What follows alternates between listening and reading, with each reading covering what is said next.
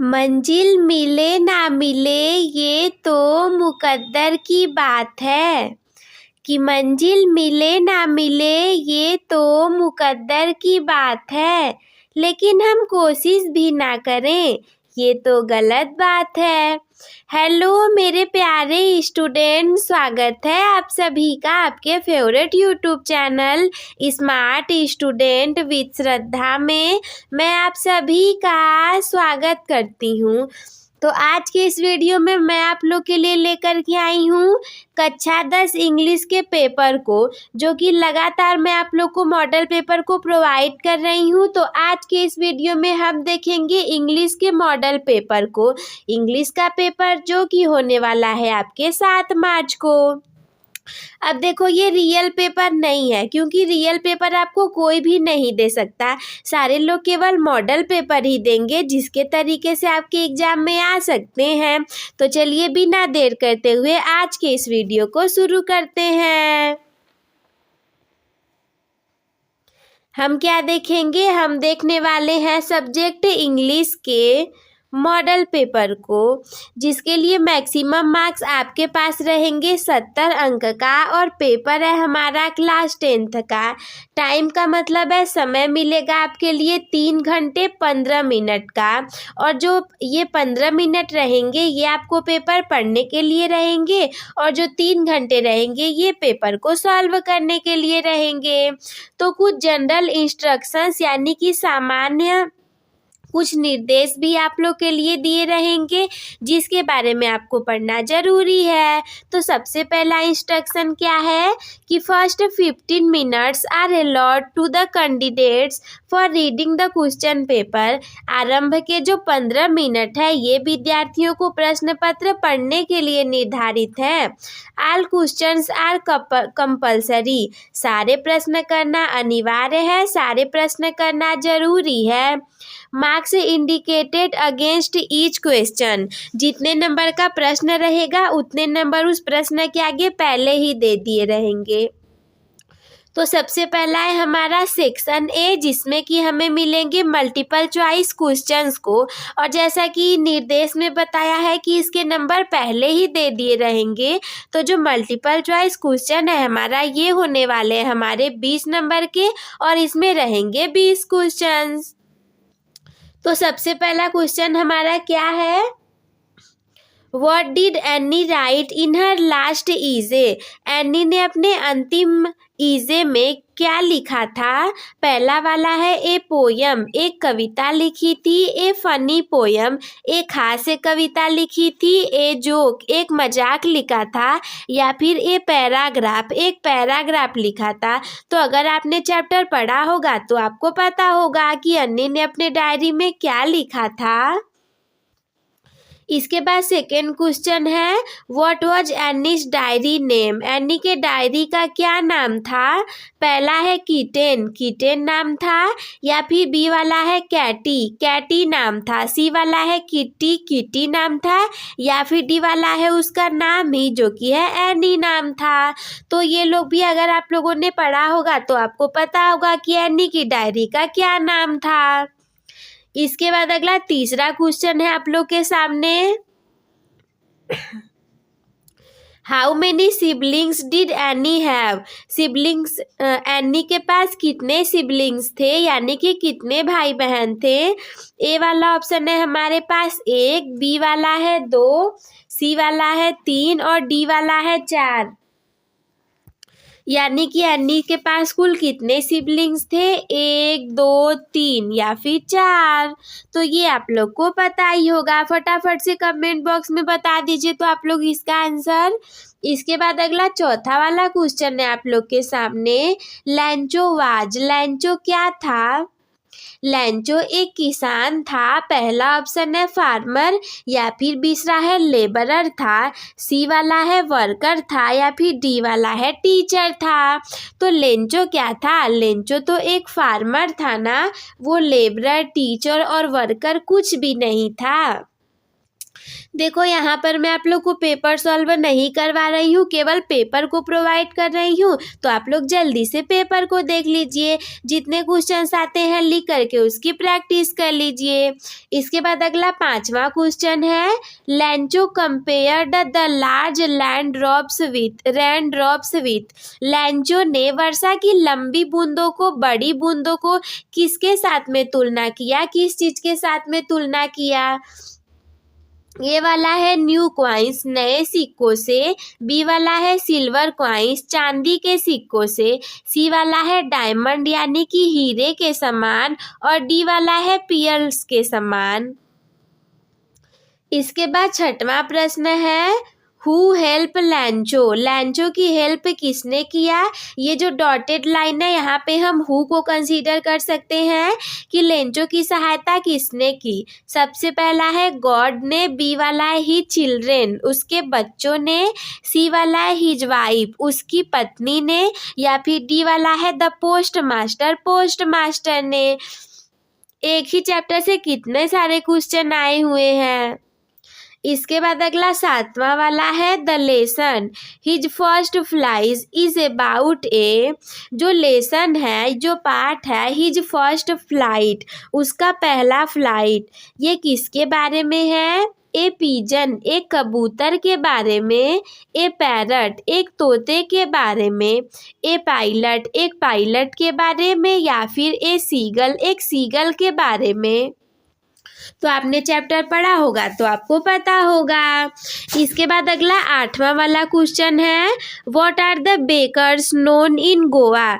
Bakers को गोवा में किस नाम से जाना जाता है। ए वाला है पैडर के नाम से।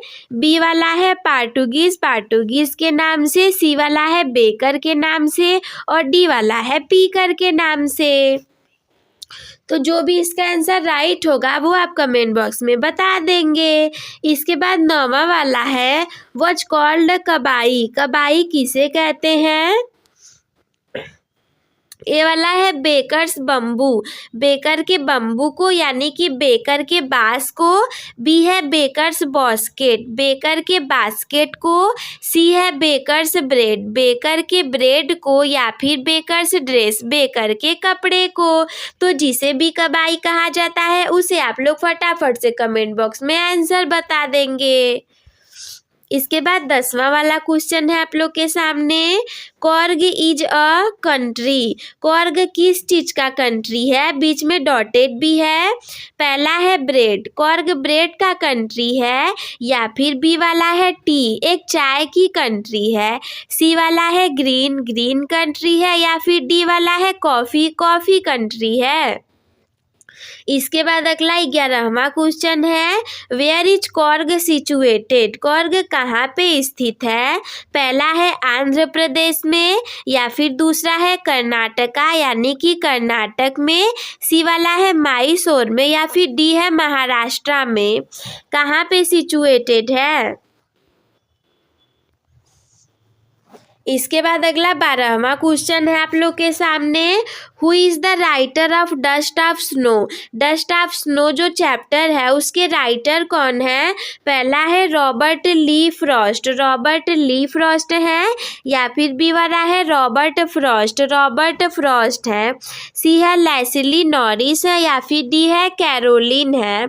तो डस्ट ऑफ स्नो चैप्टर के जो राइटर हैं उसका आंसर आप लोग फटाफट से कमेंट बॉक्स में बता दीजिए। अगला 13वां वाला है, the name of the dog in the lesson watch. कुत्ते का नाम लेसन में क्या था। पहला है डॉलर नाम था। या फिर बी वाला है टॉमी नाम था। सी वाला है ट्रिकी नाम था। या फिर डी वाला है जैक नाम था। तो इसका राइट आंसर हो जाएगा हमारा तीसरा वाला, आई थिंक इसका ट्रिकी नाम था। अगले 14वां प्रश्न है हमारा, no food was given to Tricki for. ट्रीकू, देखो यहाँ पे पहले से ही दे दिया कि ट्रिकी यानी कि कुत्ते का नाम तो ट्रिकी ही होगा, क्योंकि ट्रिकी को कितने दिनों के लिए भोजन नहीं दिया गया। पहला ऑप्शन है 1 डे, 1 दिन के लिए। दूसरा है 2 डेज, 2 दिन के लिए। तीसरा है सी वाला 3 डेज, 3 दिनों के लिए। या फिर चौथा है 4 डे, 4 दिनों के लिए। अगला 15वां है Anil was how many years old. Anil कितने साल का था। पहला है 15 यानी कि 15 साल का था, या फिर बी वाला है 20 20 साल का था, सी वाला है 25 25 साल का था, या फिर डी वाला है 30 यानी कि 30 साल का था। तो जो भी आंसर राइट होगा उसे आप लोग कमेंट बॉक्स में बता देंगे। अगला 16वां वाला क्वेश्चन है Horace Denby was. Horace Denby कौन था। पहला है गोल्ड स्मिथ। गोल्ड स्मिथ यानी कि सुनार था। ब्लैक स्मिथ यानी कि लुहार था। लॉक स्मिथ था या फिर सिल्वर स्मिथ था। अगला 17वां है what is the meaning of seems. Seems का मतलब क्या होता है।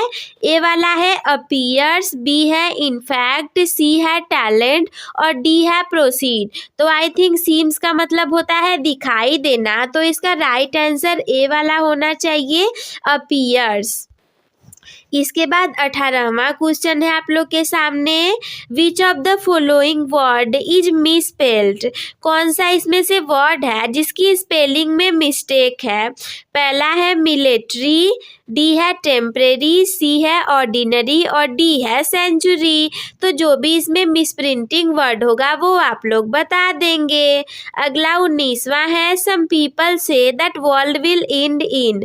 कुछ लोग कहते हैं कि संसार का अंत किसमें होगा। स्मोक यानी कि धूम्रपान करने से, बी वाला यानी वाटर यानी कि पानी से, सी वाला है सी समुद्र से, या फिर डी वाला है फायर आग से। तो आपने पढ़ा होगा चैप्टर फायर एंड आइस, तो आपको पता होगा। 20 नंबर क्वेश्चन है हमारे सामने Horace Danby is about how many years old. Horace Danby कितने साल का था। 30 ईयर्स, 40 ईयर्स, 50 ईयर और 60 ईयर्स। पहला ऑप्शन 30 साल का, दूसरा है 40 साल का, सी वाला 50 साल का, या फिर डी वाला 60 साल का। तो ये हमारा पहला सेक्शन समाप्त हुआ जिसमें कि हमारे 20 क्वेश्चंस थे। अब हम बढ़ेंगे अगले सेक्शन की तरफ जो कि है सेक्शन बी, वो है हमारा रीडिंग। तो 21 वाला क्वेश्चन है right the following passage carefully. नीचे दिए गए पद्यांशों को आप लोग को ध्यान से पढ़ना है and answer the questions given below. इस पैराग्राफ को ध्यान से पढ़ करके नीचे जो क्वेश्चन दिए रहेंगे उसका आंसर बिल्कुल ध्यान से देना है। तो सबसे पहले हम पैराग्राफ को पढ़ लेते हैं। Aman was kept in the jail without any fault. Aman को जेल में बंद कर दिया गया बिना किसी गलती के। When the king visited the jail, जब राजा ने जेल में भ्रमण किया यानी कि घूमा, he told him that he was innocent. He का मतलब है अमन ने, इस ही का मतलब है राजा से कहा, हिम का मतलब है राजा किंग से कहा कि ही वॉज इनोसेंट, कि राजा मैं तो निर्दोष हूँ। The king find out that it was true. राजा ने पता लगाया कि वो सही बोल रहा है। The king gave him a sum of money. King ने अमन को कुछ पैसे दिए एंड सेट हिम फ्री, और उसे छोड़ दिया। He went straight to the market. वो बिल्कुल सीधे बाजार की तरफ गया। Where some birds kept in cage for sale, जहाँ पे कुछ पक्षियाँ रखी हुई थी पिंजरे में बंद करके बेचने के लिए। He purchase all the birds from the shopkeeper. उसने दुकानदार से सारे पक्षियों को खरीद लिया एंड सेट देम फ्री, और उन्हें खुला छोड़ दिया। At this the shopkeeper was surprised. Shopkeeper दुकानदार ये देख करके बहुत आश्चर्यचकित हुआ। आश्चर्यचकित इसलिए हुआ कि अरे इसने सारे पक्षियों को खरीद करके ऐसे स्वतंत्र क्यों छोड़ दिया, मैंने तो इसे बेचने के लिए रखा हुआ था। Then the man said to him, तब आदमी ने उससे कहा, if you had been in prison like me for no fault you would have done same. फिर उस दुकानदार ने अमन से पूछा कि तुमने ऐसा क्यों किया। तो अमन ने दुकानदार को बताया कि अगर तुम भी मेरे तरीके से बिना दोस्त के पिंजरे में बंद रहते ना तो तुम्हें इन पक्षियों का दर्द मालूम होता और तुम भी मेरे तरीके से ही इन पक्षियों को खरीद करके खुला छोड़ देते। तो अब हम देखेंगे इसके क्वेश्चंस को। सबसे पहला ए वाला क्वेश्चन है, वाई वॉज शॉपकीपर सरप्राइज्ड, जो दुकानदार था वो आश्चर्यचकित क्यों हुआ। बी वाला है, what did the man say to the shopkeeper, what did the man say to the shopkeeper, आदमी ने शॉपकीपर से क्या कहा था। Find out a word in the passage which mean jail, इस पैसेज में आप लोग को एक वर्ड खोजना है जिसका की मतलब है जेल। इसके बाद अगला डी वाला क्वेश्चन है, find out a word in the passage which is opposite of solve. Solve जो है आपको इस पैसेज में एक वर्ड को ढूंढना है जो कि अपोजिट हो सॉल्व का। इसके बाद अगला राइटिंग वाला सेक्शन हमारा स्टार्ट होगा 10 नंबर का जो कि रहेगा। तो इसमें 22 हमारा नंबर दिए रहेंगे। 22 नंबर का क्वेश्चन क्या रहेगा, write a letter to your friend, अपने मित्र को एक पत्र लिखिए, thanking him for the gift he send on your birthday, अपने फ्रेंड को एक लेटर लिखिए धन्यवाद देने के लिए, और किस चीज़ के बारे में, उस गिफ्ट के बारे में जिस गिफ्ट को आपके फ्रेंड ने आपके बर्थडे पर दिया था। और करके है, अगर ये नहीं आ रहा हो तो आप और वाला दूसरा सेक्शन भी लिख सकते हो। Write an application to the principal of your college, अपने कॉलेज के प्रिंसिपल को एक एप्लीकेशन लिखिए, requesting him to grant you full fee concession, उनसे रिक्वेस्ट करने के लिए कि कृपया तुम्हारी सारी फीस को वो माफ़ कर दे। Say that you had full freeship last year too and you have always be a good student, ये कहते हुए कि आप एक बहुत अच्छे स्टूडेंट हो और आपने अपने पिछले साल में बहुत अच्छा प्रदर्शन किया है। इसके बाद 23वां वाला क्वेश्चन आ जाएगा। इन दोनों में से आप एक क्वेश्चन को कर लोगे और करके लिखा है। इसके बाद 23वां वाला क्वेश्चन आ जाएगा आप लोग के सामने, right an article on A birthday party, एक बर्थडे पार्टी के ऊपर आपको आर्टिकल लिखना है इन अबाउट 80 to 100 वर्ड्स, जो कि लगभग 80 से 100 शब्दों के बीच हो। Keeping in mind in the following points, कौन से पॉइंट पर लिखना है वो सारे पॉइंट यहाँ पर दिए हुए हैं। ये सारे पॉइंट यहाँ पर दिए हुए हैं, इन्हीं पॉइंट को आप लोग को ध्यान में रख करके एक आर्टिकल को लिखना है। कौन से है वो पॉइंट जो कि बर्थडे पार्टी से रिलेटेड है। सबसे पहला है whose birthday party it was, आपको ध्यान रखना है कि किसकी बर्थडे पार्टी वो थी। बी वाला है टाइम एंड प्लेस, समय और स्थान को ध्यान रखना है। सी वाला है सेलिब्रेशन को ध्यान रखना है। ध्यान रखिएगा ये ऐसा नहीं होता कि आप कोई रियल टाइम जानकारी और रियल के बारे में ही लिखें। अगर गए हो तो लिख दो और अगर नहीं गए हो तो भी चिंता करने की कोई बात नहीं है। ये सारी चीज़ें तो केवल आपको बना करके ही लिखनी हुई होती हैं। और करके अगर ये नहीं लिख पाए तो सेकेंड ऑप्शन भी आपके पास मौजूद है, राइट अ रिपोर्ट, एक रिपोर्ट लिखना है ऑन, किसके ऊपर, एक क्लीन विलेज, एक साफ सुथरे गांव के ऊपर, इन अबाउट 80 to 100 वर्ड्स, ये भी आप लोग को लगभग 80 से 100 शब्दों में ही लिखने रहेंगे। एक स्वच्छ गांव के ऊपर रिपोर्ट को, हिंट आपके ऊपर क्या दिया है, मतलब हिंट दिया है कि आप कौन कौन से हिंट का प्रयोग करोगे। पॉपुलेशन, जनसंख्या के बारे में, इट्स नेम एंड डेकोरेशन, गांव का नाम लिखोगे और डेकोरेशन के बारे में बताओगे। हाउसेज एंड रोड्स के बारे में बताओगे, हाउसेज की वहाँ पे घर कैसे थे और वहाँ के रोड कैसे थे। इट्स ए इम्पैक्ट, और इसका क्या प्रभाव पड़ा इसके बारे में बताना है। अगला से ग्रामर वाला सेक्शन स्टार्ट होगा हमारा 24 नंबर का क्वेश्चन। ए वाला क्या है, rewrite the following sentences by changing into indirect speech.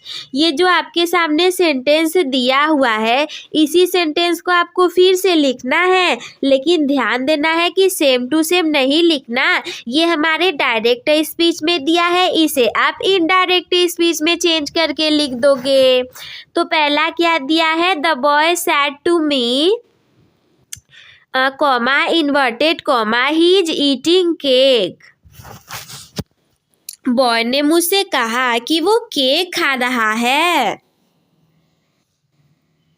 तो इसे आप इनडायरेक्ट स्पीच में चेंज कर दोगे। जैसे कि थोड़ा बहुत हिंट मैं दे दूँ, सैड के जगह आप टोल्ड कर दोगे, इच के जगह वॉच कर दोगे। बाकी तो मैं नहीं बताऊंगी, आप लोग इसे कमेंट बॉक्स में फटाफट बता दीजिए। इसके बाद बी वाला है, change the following into passive voice. इन चीज जो नीचे की सेंटेंस हमारा दिया है, इसे आपको पैसिव वॉइस में कन्वर्ट करना है।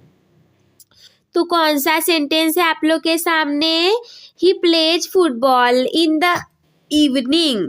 वो शाम में फुटबॉल खेलता है। इसे आप लोग को पैसिव वॉइस में चेंज करना है। अगला सी वाला है, पंक्चुएट द फॉलोइंग। ये जो सेंटेंस है, इसमें आप लोग को पंक्चुएशन मार्क्स को लगाना है। जैसे कि full stop, comma, exclamation mark, colon, semicolon, इन सभी चीज़ों को आपको इसमें लगाना है। पंक्चुएशन करने का यही मतलब होता है। तो क्या दिया है सेंटेंस हमारे सामने, Ram said to Mohan you are bad boy. Ram ने मोहन से कहा कि तुम एक बैड बॉय हो। तो इसे आप कैसे पंक्चुएट करोगे, राम सेड टू मोहन, फिर कॉमा, इन्वर्टेड कॉमा, वाई को आप कैपिटल कर दोगे। हाँ, इसका भी ध्यान देना है। You are a good boy, full stop, double inverted comma. तो इसी तरीके से आप इसे सॉल्व कर लोगे। अगला सी वाला रहेगा आपके सामने, translate the following into English. आपका ये जो सेंटेंस दिया हुआ है, इसे इंग्लिश में ट्रांसलेट करना है। मैं विज्ञान वर्ग का विद्यार्थी हूँ। मैं विज्ञान वर्ग का विद्यार्थी हूँ।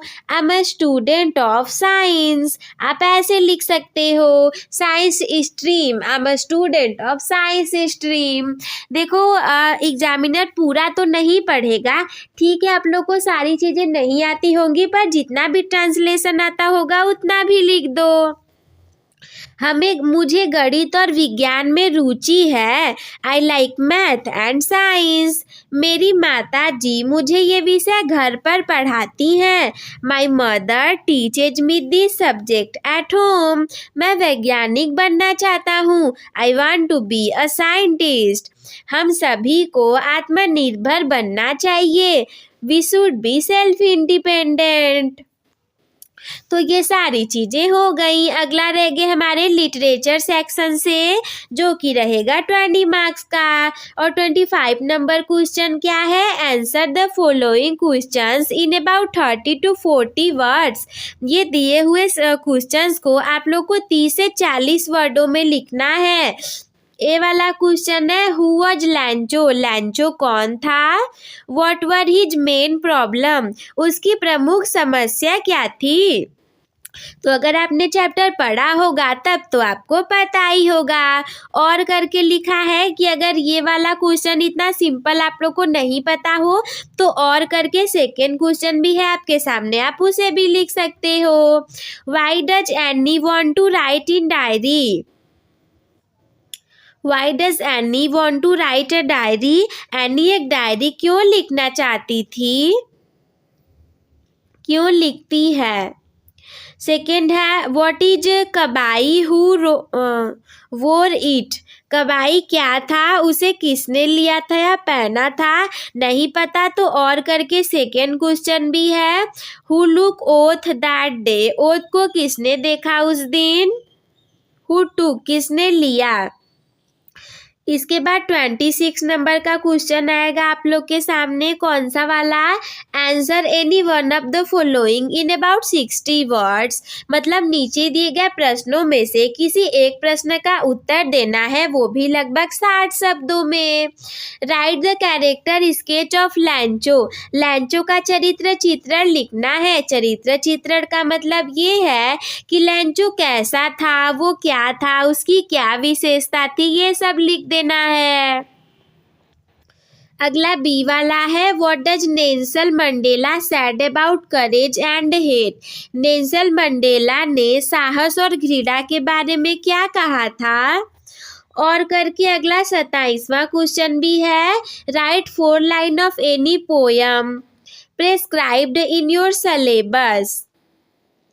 सिलेबस में आप लोग को क्या करना है, या फिर ये 26 वाला अलग क्वेश्चन है हमारा, इन दोनों में से आप लोग को कोई एक करना है।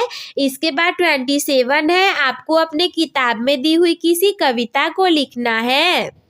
या फिर अगर कविता नहीं याद हो तो right the central idea of any one of the following poem. यहाँ पे 2 पोयम दिए रहेंगे, इन्हीं दोनों पोयम में से किसी एक की सेंट्रल आइडिया लिखनी रहेगी आप लोग को, केंद्र बिंदु। सेंट्रल आइडिया का मतलब ये है कि उस पोयम में मेनली वो क्या बताना चाह रहा था आप लोग को। पहला है डस्ट ऑफ स्नो का आप लिख सकते हो, या फिर फायर एंड आइस का लिख सकते हो। अगला 28वां वाला है। Write any one of the following in about 30 to 40 words.